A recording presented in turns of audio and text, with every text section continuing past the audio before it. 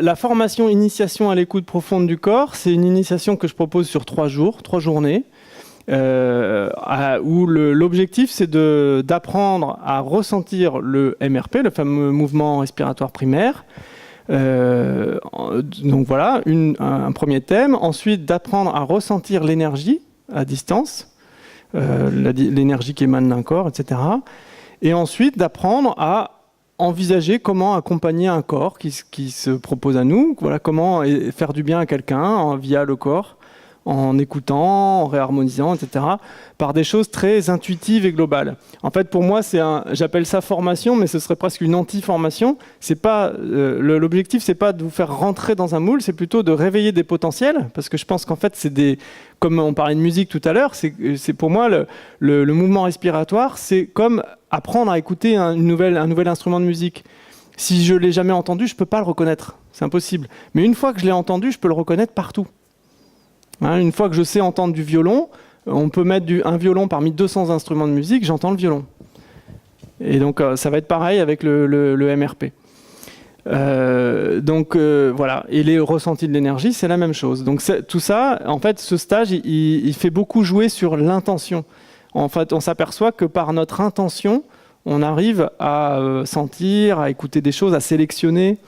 Voilà, ça joue beaucoup sur l'intention et l'attention. Et aussi, ce qui est très important pour moi, c'est beaucoup de centrage. C'est-à-dire, on fait beaucoup de méditation, de centrage, pour créer du vide dans la tête, du silence. En fait, comment peut-on écouter s'il y a beaucoup de bruit dans notre tête?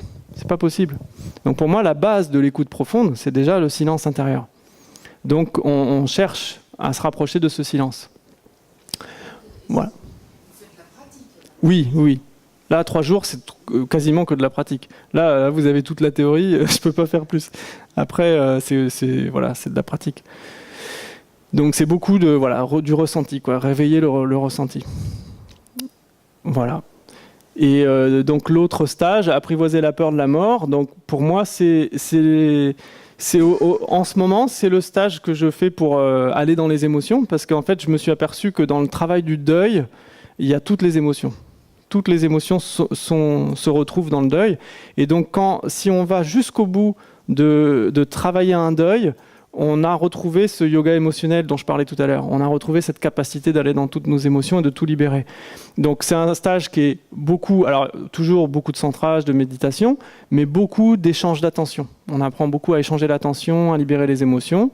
Et on travaille sur ce thème qui, pour moi, est un peu la racine des peurs, la peur de la mort. Donc la peur de la mort, on travaille autant, je commence par le travail du deuil, la peur de la mort de nos proches, plus la dimension de la perte, et on travaille aussi après sur la peur de notre propre mort, qui est aussi une clé. Alors je suis passé un peu vite tout à l'heure, mais pour moi, dans le travail de guérison, je vous disais, il y a changement de perception de soi-même, changement d'image de soi, donc ça veut dire perdre une image de soi. Donc ça veut dire cet ego auquel je me suis identifié, à un moment donné, il a l'impression de mourir. Et si j'apprivoise la peur de la mort, j'ai plus de souplesse à lâcher une fausse identité. Je meurs plus facilement à mon ego, et je pense qu'on ne peut pas changer complètement si on ne lâche pas l'ancien. Donc je dois mourir à mon ego pour renaître à mon être, à ce que je suis vraiment. Donc apprivoiser la peur de la mort, ça tourne beaucoup autour de ça. C'est pour ça que j'essaye de faire des stages, je fais pas des formations longues, j'aime bien faire des stages courts qui sont comme qui visent des déclics de conscience pour faire des tremplins dans l'évolution.